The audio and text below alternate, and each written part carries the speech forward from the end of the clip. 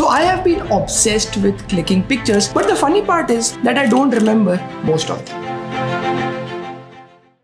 So what I've come to observe is that our phones are becoming full of pictures, but our brain is becoming empty of memories. हम सिर्फ beautiful चीज़ों की ही photos नहीं खींचते हैं, हम रोज़मर्रा के डॉक्यूमेंट्स, विजिटिंग कार्ड्स, किसी साइन बोर्ड की भी फ़ोटो खींचते हैं। एक तरीके से हमने अपने ब्रेन के मेमोरी बनाने के प्रोसेस को आउटसोर्स कर दिया है फ़ोन के कैमरे में। अनगिनत लोग पूरी दुनिया में इंजर होते हैं, कभी कभी जान गंवा बैठते हैं सेल्फी खींचने की वजह से, या बिना देखे फ़ोटो खींचते खींचते कहीं से गिर जाने की वजह से। So in this video, I don't want to expose the dark side of photography, but I want to give you some tips and advice so that we can click pictures mindfully. We can have rich memories for our brain and also some banger shots for our Instagram. तो ज़्यादा photos खींचने का and come memory होने का क्या relation है? हमें ऐसा लगता है कि हम मेमोरीज अपनी आंखों से बनाते हैं, बट हमारा ब्रेन जो है वो मेमोरीज सिर्फ आंखों से नहीं बनाता है।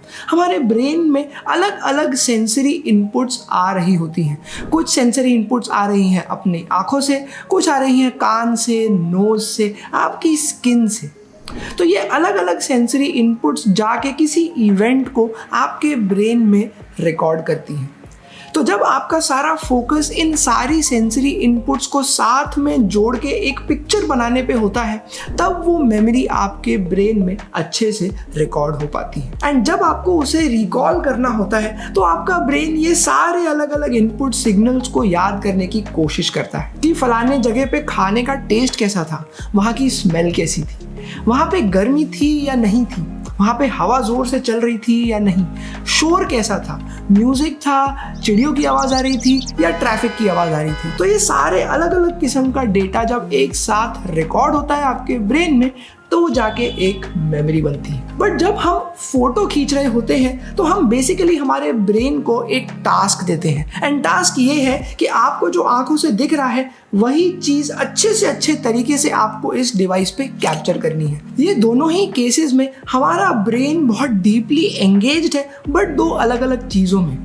एक जगह उसका टास्क है कि आने वाले सारे इनपुट सिग्नल्स को जोड़ के एक मेंटल इमेज बनाना किसी भी इवेंट की, एंड दूसरा टास्क है कि ये जो डिवाइस मेरे पास है इसमें जो भी फीचर्स हैं उनको यूज़ करके सबसे अच्छी इमेज बनाना। इंटरेस्टिंगली डोपामीन जो न्यूरो हार्मोन है, जो हमें चीज़ों को और ज़्यादा करने के लिए मोटिवेट करता है, जो हमें अच्छी चीज़ों को और एक्सप्लोर करने के लिए मोटिवेट करता है, दोनों ही सिचुएशंस में सिक्रीट होता है। बट जब एक्चुअल मेमोरीज बन रही होती हैं तो ये डोपामीन सिक्रीशन हमें बताता है कि ये कौन से सेंसेशंस हैं जो हमें अच्छे लग रहे हैं, एंड इनको हमें और इन डेप्थ एक्सप्लोर करना चाहिए। यानी कि हम एक तरीके से और क्यूरियस हो जाते हैं।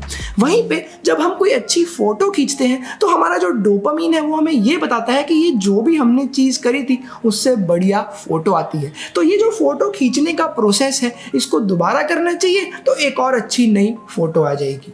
But like we all know that the end of the story is that जहाँ पे आपको easy supply of dopamine मिलने लगता है उसका इफेक्ट धीरे धीरे कम होता जाता है, यानी कि आप ऑब्सेसिवली फोटोज खींचने लगते हैं। तो हम ये सो कॉल्ड हैबिचुअल फोटोग्राफी के ऑब्सेशन को कैसे कंट्रोल में ला सकते हैं? तो बिहेवियर साइंस की मदद से हमने ये सीखा है कि अगर आपको अपनी आदत बदलनी है, कोई भी आदत, तो आपको उसमें थोड़ा सा फ्रिक्शन ऐड कर देना चाहिए। यानी कि जितने आसानी से आप पहले चीज़ें कर पाते थे, अब उतनी वो आसानी से नहीं होनी चाहिए।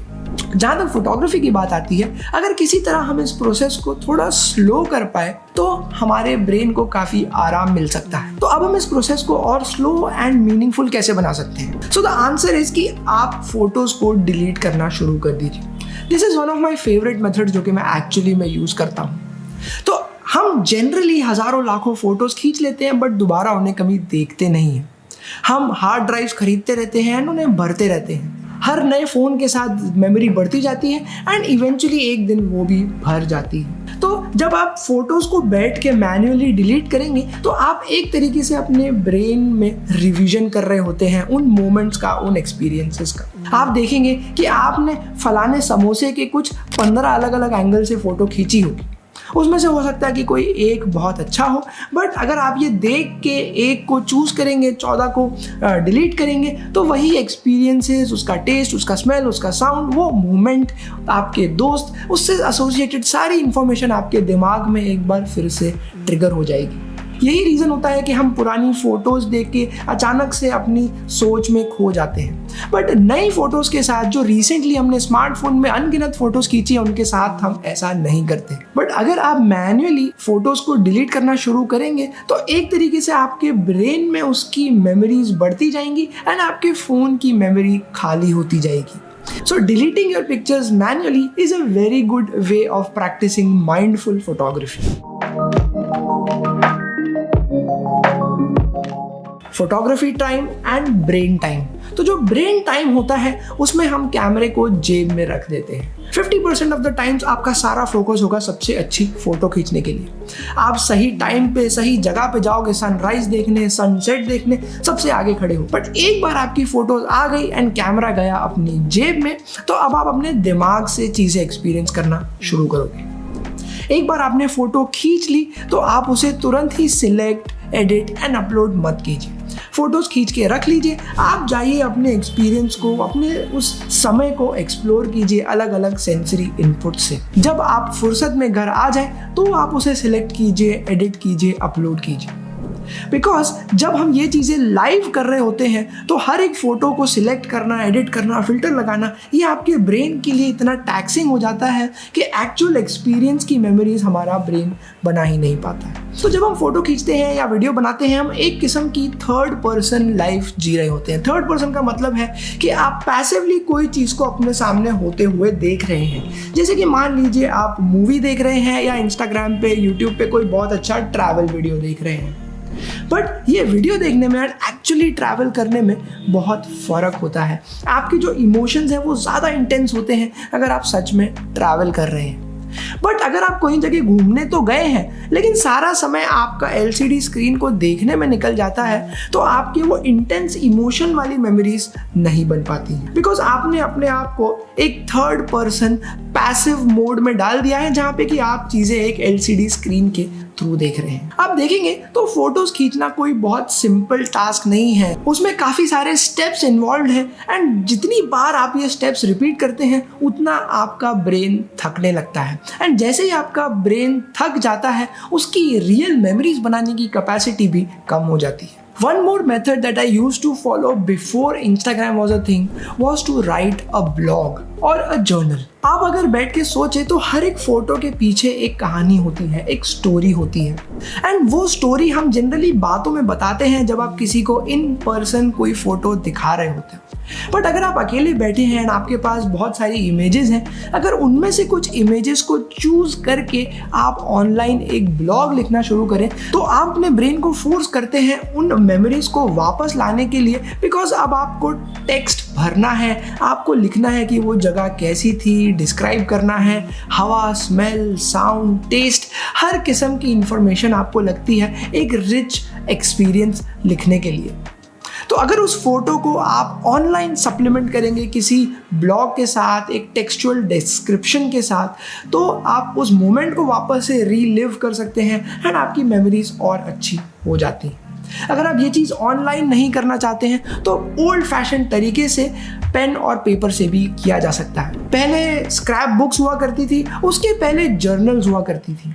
जर्नल में एक फ़ोटो होती थी एंड नीचे एक डिस्क्रिप्शन होता था। पुराने साइंटिस्ट, एक्सप्लोरर्स इसी तरीके से अपने रिकॉर्ड्स मेंटेन किया करते थे। तो जब आप फोटो के साथ में टेक्स्ट लिख रहे होते हो तो जो नॉन विजुअल इंफॉर्मेशन है, मेमोरीज है, वो भी आपके ब्रेन में दोबारा से ट्रिगर हो जाती है। अगर आपके पास फिल्म कैमरा नहीं है तो आप एक फिल्म कैमरा ले सकते हैं। ये मेथड सबके लिए नहीं है, उन्हीं के लिए है जो कि थोड़ा खर्चा अफोर्ड कर सकते हैं। फिल्म कैमरास आजकल काफ़ी सस्ते मिलते हैं, धीरे धीरे उनका ट्रेंड बढ़ता जा रहा है। तो फिल्म कैमरास आपको सस्ते मिल जाते हैं, बट रोल थोड़ा महंगा आता है, उसको डेवलप कराना पड़ता है। एक रोल में आप लिमिटेड नंबर ऑफ फोटोज ही खींच सकते हैं। तो अगर आपके हाथ में फिल्म कैमरा होगा तो आप बड़ा संभाल के फोटोज खींचेंगे।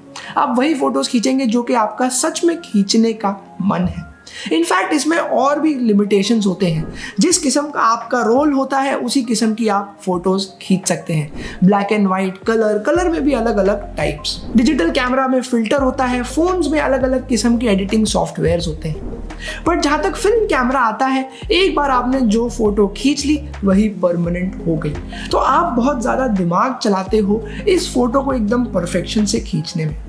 तो आपके दिमाग में सारे सेंसरी इनपुट्स खुले होते हैं। लाइट का डायरेक्शन क्या है, किस किस्म की स्मेल आ रही है, आवाजें कैसी आ रही हैं, आप इनकी मदद से रिच मेमोरीज भी बना रहे होते हैं एंड धीरे धीरे करके एक एक फोटो खींचते जाते हैं। So going back to film photography is one of the methods of enjoying your photography more as well as creating great memories. So the idea behind making these videos and giving you all these ideas is to remind you the reason why we started to click pictures in the first place. It was to record memories and experiences that meant something to us. Pictures used to be a method of reliving old experiences. They were a reminder of the fact that everything in this world is temporary. With the help of pictures, you could remember the exact moment, the exact feeling which you had at that particular point in time. Imagine कीजिए कि 10 साल बाद आप जब कोई meaningful तस्वीर देखोगे तो उस समय को, उस मोमेंट को आप फिर से जी पाओगे। एंड आज हमने फोटोग्राफी को बस अपने ब्रेन को एंटरटेन करने का एक और जरिया बना दिया है। So photos kind of increase our visual memories but at the cost of our attention. And experiences which get ignored don't get remembered.